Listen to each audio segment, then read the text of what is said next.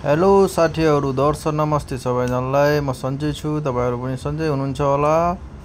अनि आज चाहिँ मेरो छुट्टीको दिन, हप्तामा एक दिन मेरो छुट्टी हुन्छ। अनि आज चाहिँ म लोतरी टिकट काट्ने भनेर निस्केको रुमदेखि हैन। अनि यहाँ चाहिँ म अहिले बस कुरिरहेको। अनि 5 मिनेट बस कुर्दा कुर्दै बस नि आउँछ है। अनि म बसमा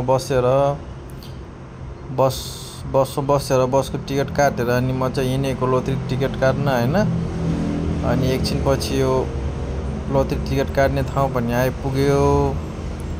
अनि यहाँ चाहिँ ज्याकपटको रकम पनि 23 मिलियन पुगेछ हैन, मलेसियन रिङ्गिट।